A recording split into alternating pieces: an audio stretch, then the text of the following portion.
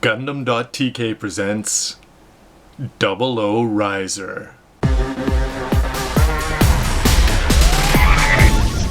Hey again, Robert184, Gundam.tk. Finally, the end of my perfect grade Double O Riser review. And this time, it's time for the verdict on the whole package. You've seen the Gundam, you've seen the O Riser, you've seen it all put together, all the parts, the deboxing, everything. But at the end of the day, is it worth the money? But instead of just getting into the model itself and the pros and cons, I want to take this sort of back to the beginning because it has been a long time since I filmed my earlier reviews, and I went back and I took a peek at them because this thing did come out in the heady days of, 2009? So Obama had been elected president and the world was demanding change and new perfect grades. Yeah, I'm just joking. But of course, the 00 series was on in full force and everybody was enjoying both Exia and the 00 Gundam.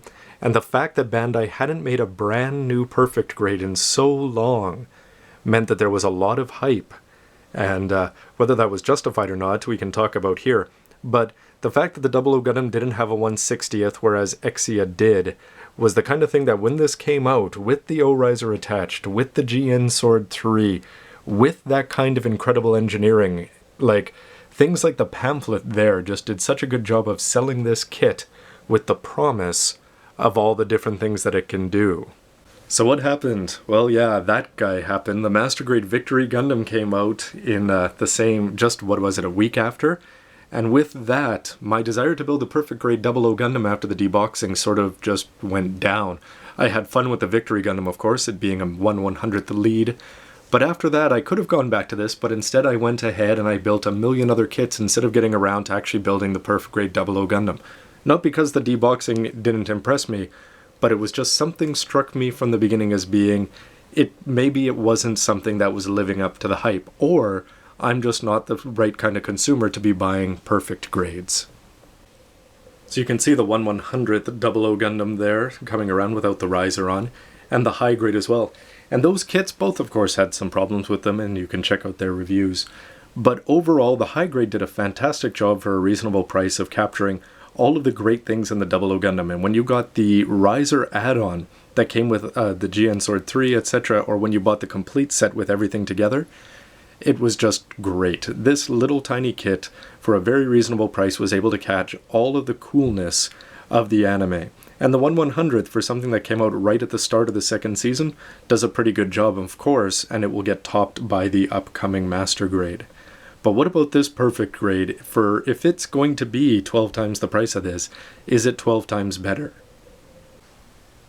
If you've been watching the many parts of this review, you already know a lot of the negatives, and I'm just going to go through them really quickly again. We've got the cost. Then you have the issue of whether the O-Riser should be bundled. Would this have sold better or worse if it was just the perfect grade 00 Gundam without the O-Riser?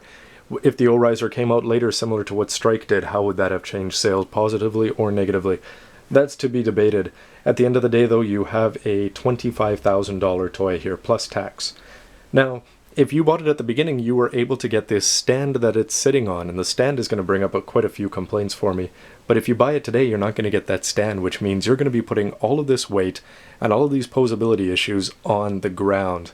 And there's not that many poses, I think, that you're going to be able to pull off with that.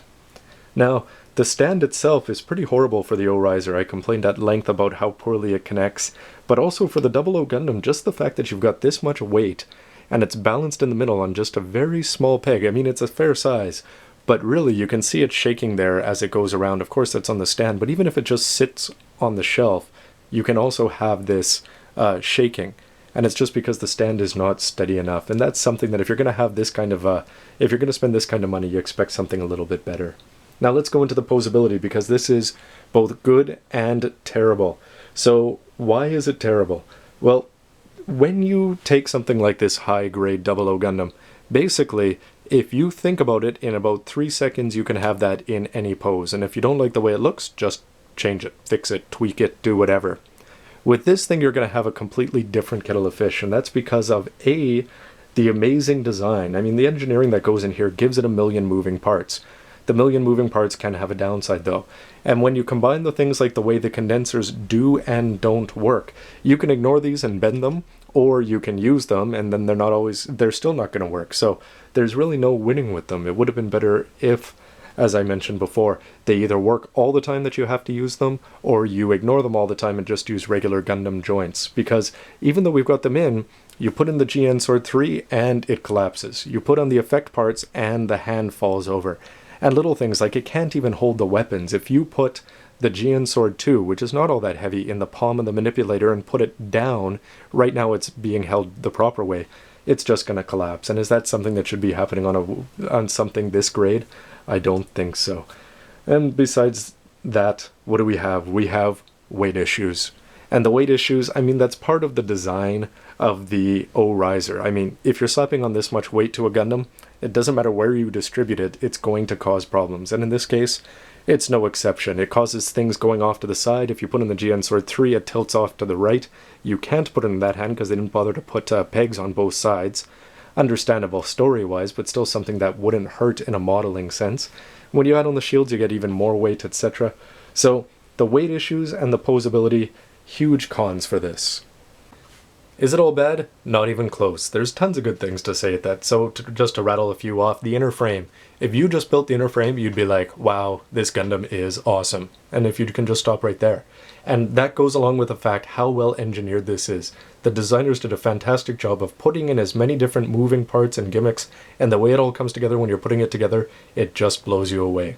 And then you get the lights. When you turn on those GN drives with their simple push, the speed up, the slow down, the fact that they have an auto shut off, along with the fact that the light bounces around the reflective surface in the head and outside of the clear panels, which are painted green for you with writing on them. So many touches that are just great. The manuals will work, so as long as you go through that, you'll be able to work with that. And I mentioned the mobility as the drive gets loud here. I mentioned the mobility as a terrible thing, but it can also be a good thing, because if you are good at posing models and you have the patience to use the GN condensers and to use all of its million moving parts, you will be able to get this into the pose that you want, as long as you don't face weight issues. So the mobility is there as long as you have that. And then what about the looks?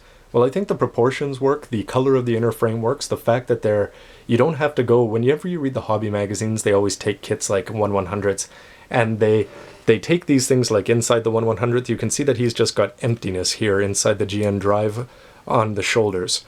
But this thing, if you take everything off, he's filled in completely. It's just good, and the proportions are good, the head's good. I noticed somebody said that the SD head looked better, but I do like this head. It captures the feel of the anime in terms of that. And then when you add in the little things like the clear green parts, the effect parts, and the make parts on the side of the GN Sword 2s, there's a lot of pros to say as well. So I'm going to give you my final verdict sort of in stages. And I remember the excitement and the anticipation of getting this model, and then once I actually made the purchase, at that point I would have told anybody, you should be buying the 00 Gundam. The build was great. I mean, really, I made the mistake of calling this just a big master grade from looking at the parts, and in some ways, but that inner frame is just incredible. In a way, to have the clear parts on and show off that inner frame would be well worth sending in for anybody who did that at the very beginning. And then once you've put the parts together, and you've got so many, the fact that they give you all of the weapons, all of the extra effect parts, etc., everything here, after I built the parts, I would have said to you, buy this. Now, once I put it together, that's when my opinion changes.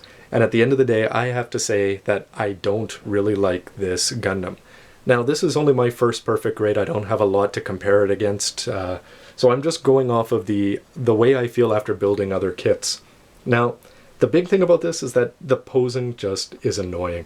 You try to do something and it doesn't work. If you have all the patience in the world, then you will want to buy this. But for me, the weight issues and the posing just it's got a million gimmicks and it's got a million weapons, but you don't want to use them because it's not going to go into the position that you want it to, and it's not going to be able to use them unless you use them in a set number of positions where the weight issues can be overcome through trickery, but they can't just be overcome just with the regular design of that. And so for me, to capture the feeling of the anime is always a big thing. And for looks it does, and the build was incredible, but at the end of the day, I'm going to have this in one pose and it's going to sit on my shelf, and for that kind of money, I think that's too expensive. If you have all the patience though, and you really get a handle on its movement and posing, I think you'll enjoy it. But it takes me back sort of to the video games. And if you play Gundam vs. Gundam Next or Extreme or whatever, if you're using the 00 Gundam, and the way it flies around, everything is smooth and sleek and futuristic. And I mean, that's really a trademark compared to something like the early UC suits. But this model is sort of the opposite.